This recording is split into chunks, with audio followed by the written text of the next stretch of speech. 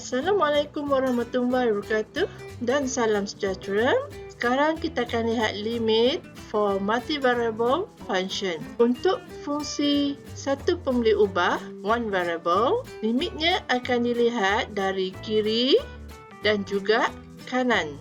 Kita perlu pastikan kedua-duanya mempunyai nilai yang sama, barulah kita akan kata limit both side exist. Jadi kita boleh katakan untuk fungsi for one variable only two direction, right and left. Tetapi untuk fungsi of two variables perlu dilihat from any direction. Jadi akan ada lebih daripada dua, bukan lagi kiri dan kanan. Kita boleh lihat pada graf, kita perlu check setiap satu.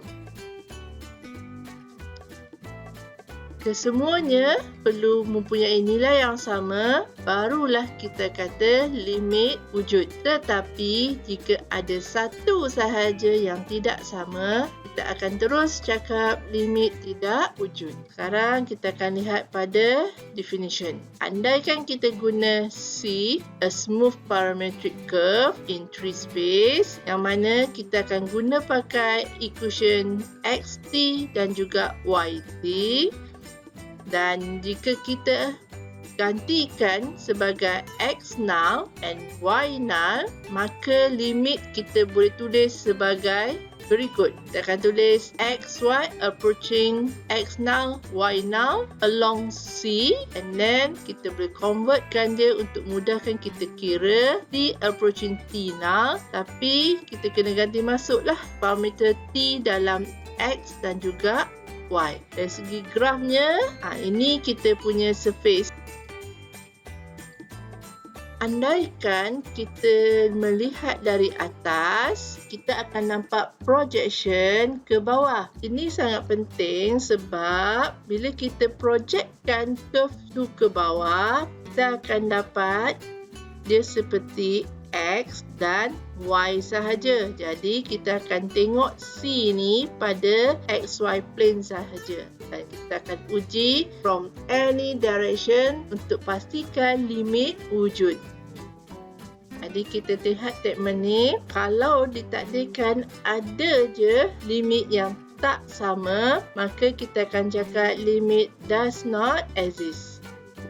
Ini definition secara general. Jika kita dapat nilai untuk kesemua direction pada satu nilai yang sama, maka kita akan cakap limit ini wujud pada nilai L. Dan ini secara teori, yang mana epsilon ni lebih besar pada kosong dan delta pun sama lebih besar pada kosong. Sebab tu kita akan letak kosong dan delta. Dan di tengah-tengah ini adalah untuk kita cari curve-nya.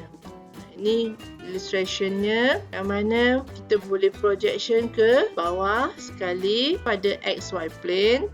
Sekarang kita akan tengok notationnya. Biasa kita akan tulis seperti berikut, dan ada buku akan tulisnya sebagai ini. Maknanya dia tulis dulu function, and then approaching L, and then S ini untuk point.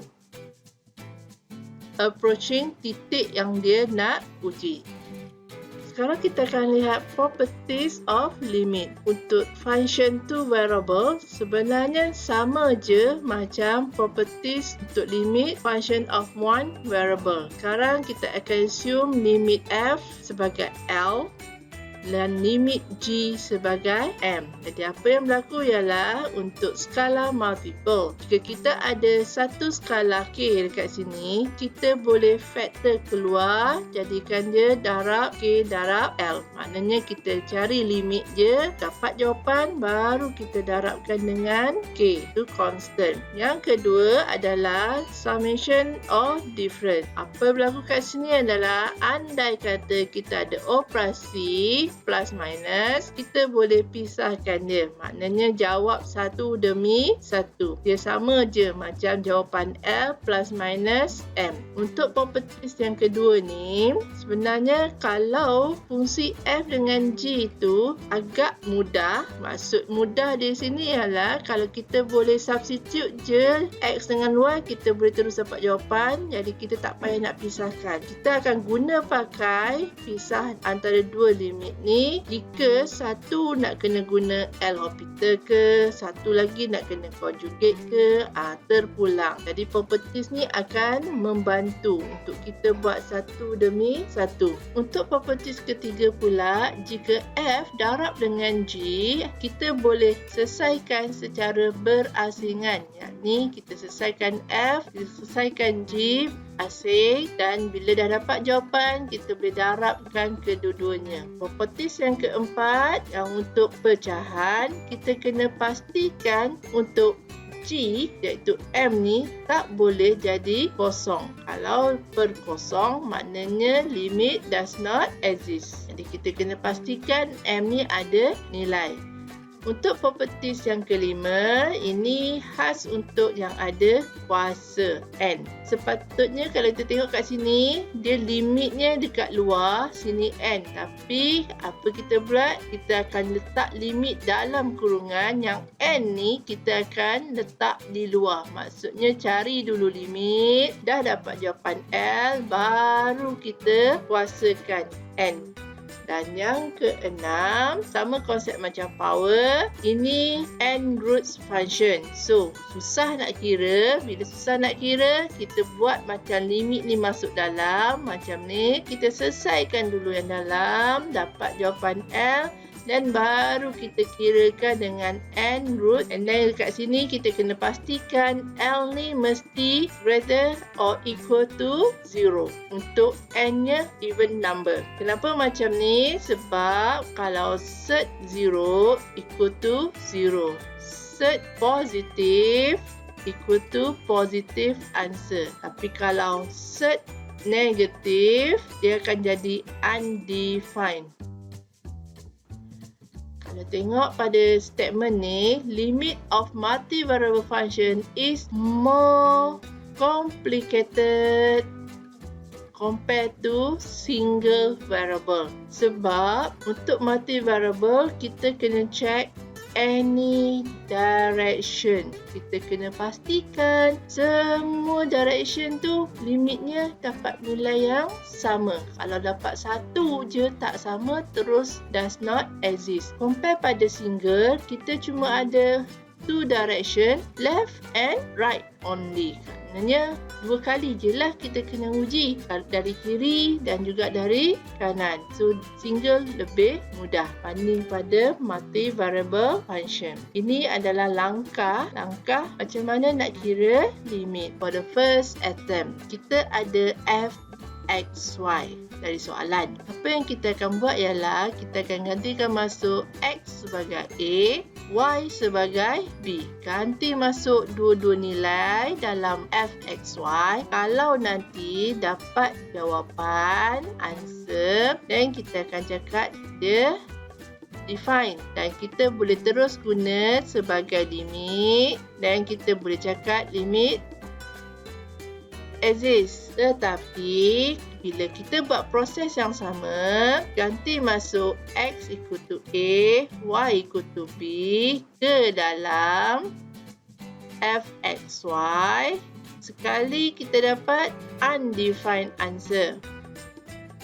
Jadi kita boleh kata limit does not exist. Jika cara pertama gagal, kita akan cuba cara yang kedua. Untuk cara yang kedua pula, kita akan simplify dulu. Dan lepas tu, kita akan buat proses yang sama macam first attempt. Kita akan tengok FAB ni define ataupun tak. Kalau tak juga, kita akan guna cara yang ketiga. Cara yang ketiga pula ialah kita akan tunjuk tunjukkan dekat mana FAB ni tak boleh wujud. Maknanya cara ketiga ni kita dah tak ada cuba tunjukkan limit wujud. Kita dah terus nak cari mana dia tak wujud. Apa yang kita kena buat ialah kita kena try and error. Pilih dua curve or line yang rasanya kalau kita ganti masuk dia akan jadi does not exist. Jadi kena pandai-pandai lah pilih curve or line yang sesuai supaya tak membuang masa. Kemudian kita akan tunjukkan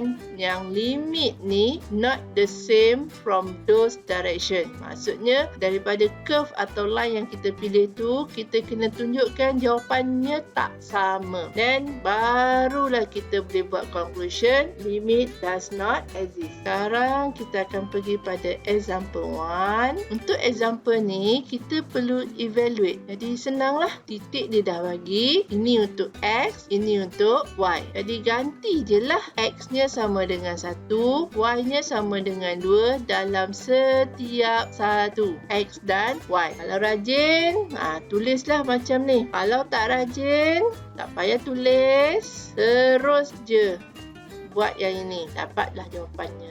Example 2 pun sama. Evaluate limit. Jadi kita hanya masukkanlah nilai X sama dengan 3, Y sama dengan negatif 4. Tapi sebelum tu, nota saya silap bila betulkan. Yang sepatutnya ialah square root and then kita ada limit XY approaching 3 negative 4 X square and then kita ada plus limit XY approaching 3 negative 4 Y square. Dan ini set untuk kedua-duanya, bukan pecah macam nota saya ni, typing error. Ini betul. Terus ganti masuk, dapat jawapan. Kalau tak nak tulis limit 2 kali macam ni, ini guna properties yang nombor 2, kita boleh terus tulis jawapan masuk saja dan kita akan dapat 5. Jadi tak payahlah tulis limit.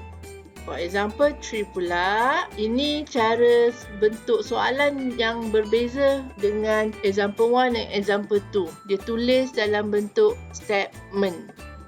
Bila dia cakap kat sini, find its limit at negative 1, 2, kita dah understood dekat sini ini adalah X, ini adalah Y. Apa kita kena buat ialah tulis semula macam ni. Maknanya yang limit ni tadi, tulis macam ini.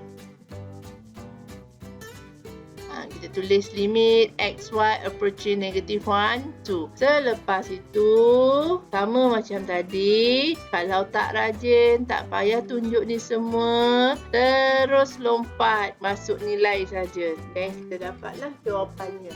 Now we go example 4. Example 4, dia minta cari limit sama macam tadi. Yang bezanya ialah bila kita gantikan masuk X0, Y0, kita akan dapat 0 minus 0 times 0 divide by set 0 minus set 0. Ni semua sama macam 0 over 0. Kita tak boleh assume sebagai satu. Ini adalah indeterminate form. Okay, bila dapat indeterminate form, apa kita kena buat? Kita akan guna conjugate.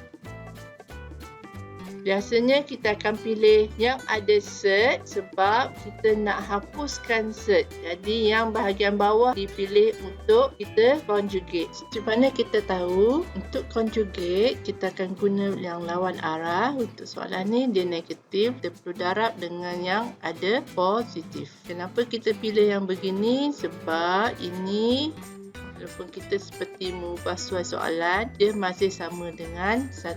Jadi sebenarnya kita tak ubah pun soalan. Sekarang ni kita akan guna konsep A tolak B darab A tambah B akan sama dengan A square minus B square. Jadi untuk kes ini kita akan ada square root X square minus square root Y square.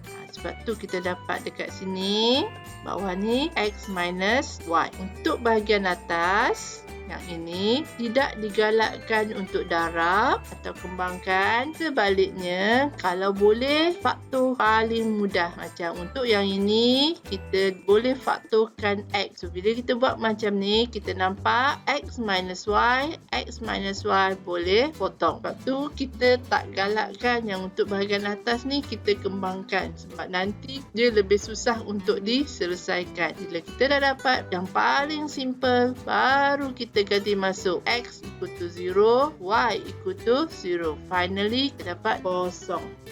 Now, example 5. Dia bagi nilai dekat sini. Cari limit as x, y approaching 0, 0. A, B, C, D ni adalah C yang kita bincangkan sebelum ini. Maknanya dia minta kita test dekat x axis, y axis and then parabola. Dah ada line dekat sini. Sekarang kita akan cuba guna first method, iaitu bila x axis, maknanya kat sini. Ini X, ini Y. Bila kata X axis, maknanya sepanjang garis ni.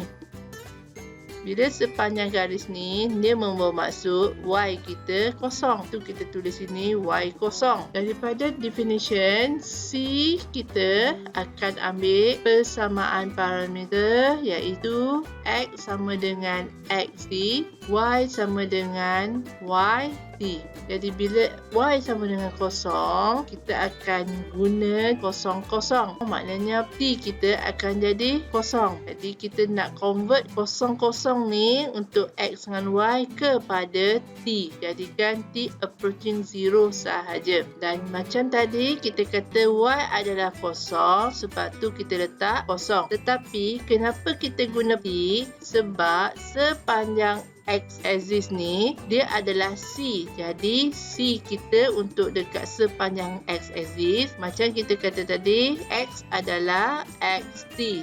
Jadi kita tak tahu apa nilai T sepanjang ni. Sebab tu kita akan guna T dekat sini. Selepas itu, apa kita kena buat ialah dari soalan fxy tadi, xy divide by x square plus y square. Jadi kita gantikan masuk y equal to 0 into this equation. That's why kita dapat sini kosong kosong. Dan kita ganti masuk x kita t.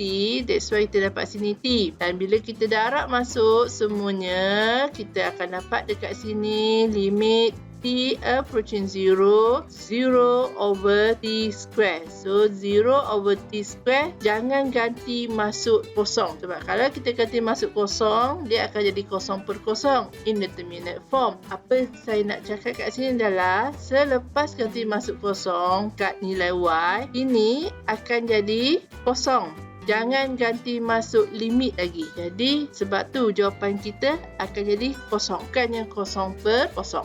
Cara yang kedua ialah kita tak payah convert X tu kepada T. Kita cuma guna pakai along X axis saja. Maksudnya sepanjang X axis ni Y kita kosong. Jadi kita kekalkan X. Kita cuma gantikan masuk Y sama dengan kosong dalam persamaan soalan sahaja. Jadi sama macam tadi, bila kita ganti kosong, di sini akan jadi XY approaching 0, 0. Sini terus dapat kosong sebab X darab kosong. Bahagi X kuasa 2. Next step, baru nak kira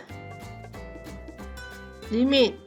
Maknanya jangan masukkan lagi X sama dengan kosong. Supaya dia tak jadi kosong per kosong. Nanti tak selesai. Kita anggap dari sini je terus. Kosong per apa je nombor akan dapat kosong. Jadi dua cara ni sama je. Untuk B pula, kita akan uji limit along Y axis. Jadi kita guna metod yang kedua lebih mudah. Iaitu bila pada Y axis, X akan jadi kosong. Ganti masuk dalam soalan, kita akan dapat 0y, 0 square, y square. Sama konsep tadi, dia akan jadi limit xy approaching 0, 0. And then sini dapat 0 over y square. Ini terus dapat 0. Jangan ganti masuk limit. So, kita dapatlah jawapan kita kosong. Untuk C pula, kita akan ambil y equal to x square. Gantikan masuk dalam y x square ni. Sebab tu kita dapat x times x square, and then ini x square, and then ini asalnya adalah y. Kita ganti masuk, kita dapat x square. So selesaikan yang ini, kita akan dapat limit xy approaching 0, 0. Yang atas ni x square. Kalau kita bahagi, kita factor dahulu 1 tambah x square. Kita akan nampak dekat sini x square boleh potong. Sebab tu kita dapat macam ni. Dah dapat macam ni, baru ganti masuk x equal to 0. So kita dapat jawapannya 0. Dan yang terakhir D, kita akan uji y equal to x. Sama konsep.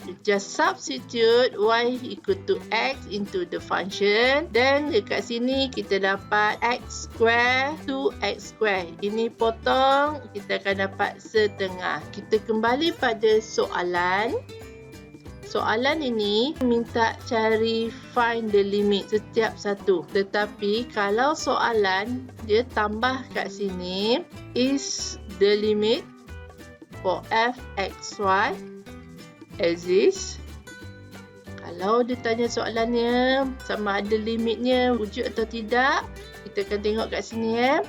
Jawapan untuk x exist, kosong. Jawapan untuk y exist, kosong. Jawapan untuk y equal to x square, kosong. Tetapi jawapan untuk y equal to x setengah. Jadi dah tak sama. Jadi bila dapat yang tak sama je, kita cakap kat sini. Therefore, limit xy approaching 0, 0. xy x square plus y square does not exist. Kenapa kita kata dia tak wujud? Dia sebenarnya kalau kita buat paksi x, paksi y, perhatikan untuk A, dia cakap x exist. Lalu dekat titik ni. Untuk B, dia cakap y exist. Maknanya kita lalu dekat sini. Y exist. Yang C pula, dia cakap y equal to x square.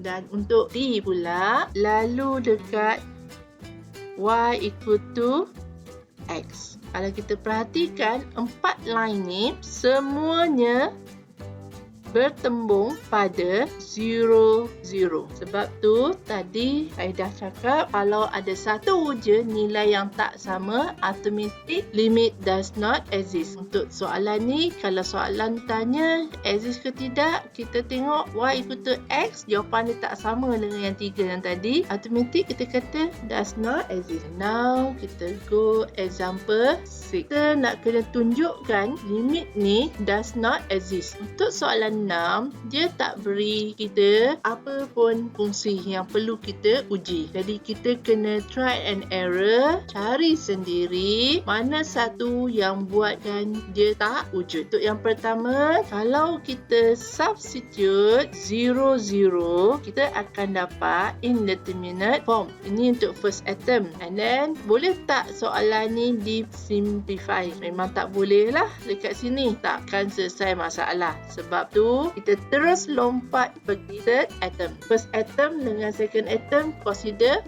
fail. Tak boleh buat apa-apa. Okay, sekarang ni untuk third attempt pula, kita kena pilih sendiri C yang rasanya boleh jadikan dia tidak sama nilai. Kebiasaannya, kita akan pilih X exist and Y exist. Kenapa? Sebabnya sini kan paksi Y, ini kan paksi X. Jadi, kita akan uji pada paksi X ni, X exist, dan kita akan uji pada paksi Y exist. Kita nak testing dekat titik pertemuannya tu kosong dapat nilai yang sama atau sebaliknya. Sekarang kita uji untuk x-axis dulu. Untuk x-axis maksudnya y-nya kosong. So we substitute y equal to 0 into this function, then we get x square minus 0, x square plus 0. Dan ini boleh potong. Dan kita dapat 1 untuk x-axis. For y-axis, we substitute x equal to 0 into the function, then we get 0 minus y square, 0 plus y square. Ini kita potong, kita dapat negative 1 for y-axis. Jadi, dua-dua ni tak sama. Jadi bila tak sama nilai je, kita boleh kata dia adalah does not exist. Dan kita boleh kata since f(x,y) has two different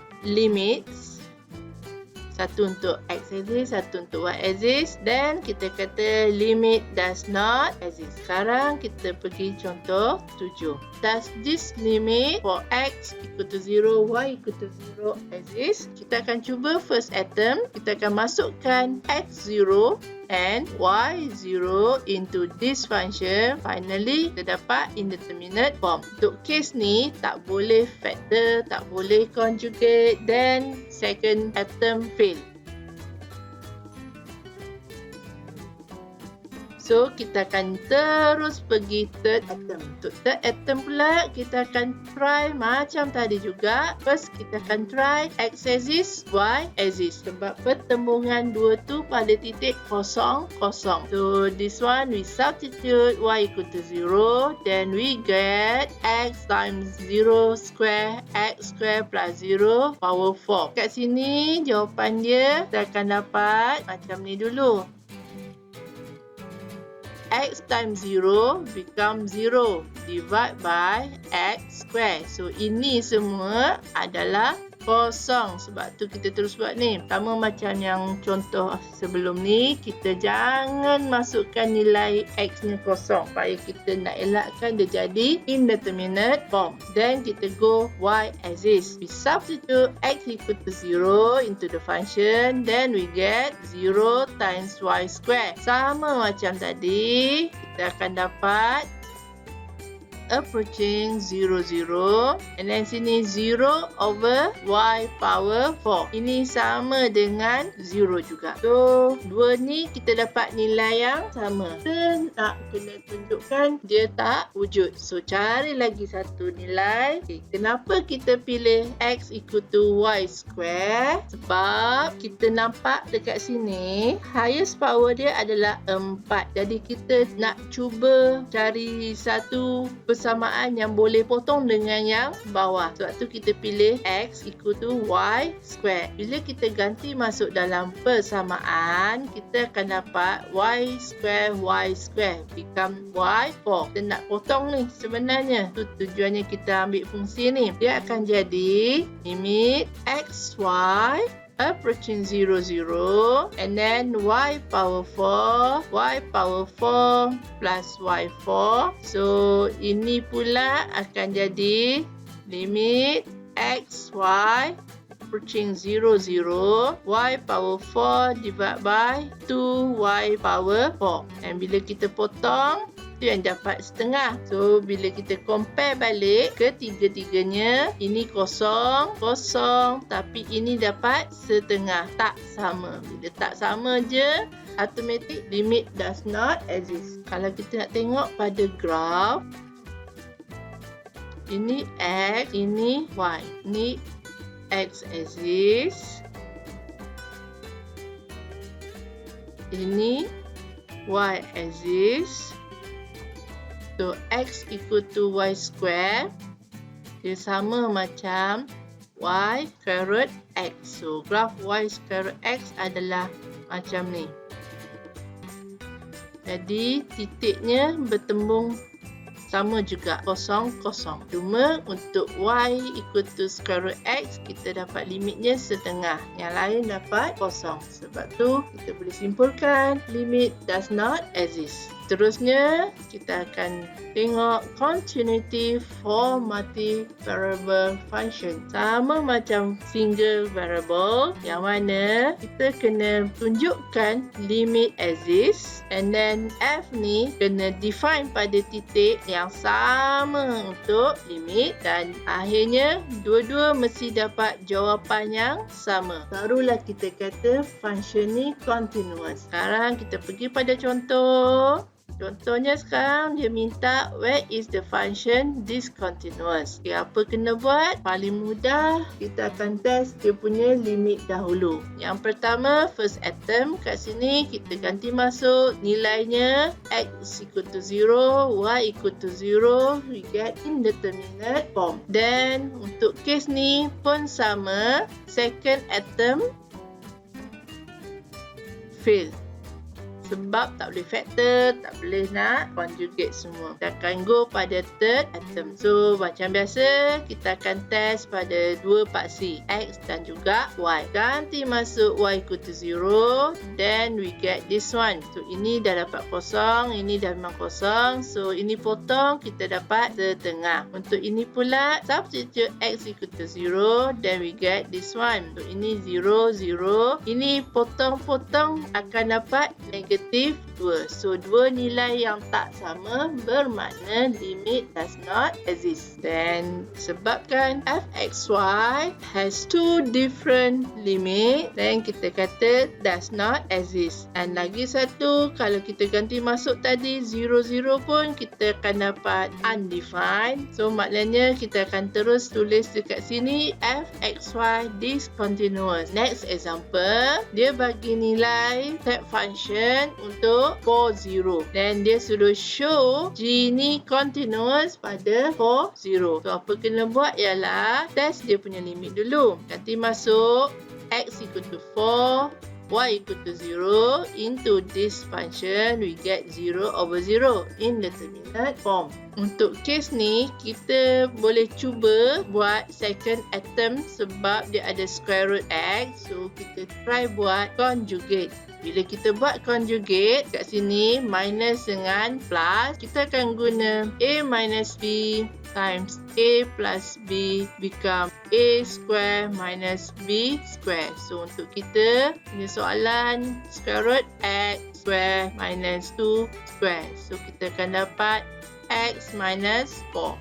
Inilah bendanya. So, macam tadi saya kata jangan expand. Tapi kalau boleh kita factor. So, untuk ni kita boleh factor Y. So, finally kita boleh potong dekat sini. Dan kita dapat Y square root X plus 2. Once dia boleh simplify, bermakna second atom berjaya. So, you just substitute X equal to 4, Y equal to 0 into this simplified function. Then we get 0. Jadi, kita dapatlah limit kita kat sini adalah kosong. Selepas itu, kita akan testing G40. Macam mana dapat kosong dekat sini? Kita tengok balik pada soalan. Ini untuk unequal. So, unequal biasanya kita akan guna pakai untuk test limit.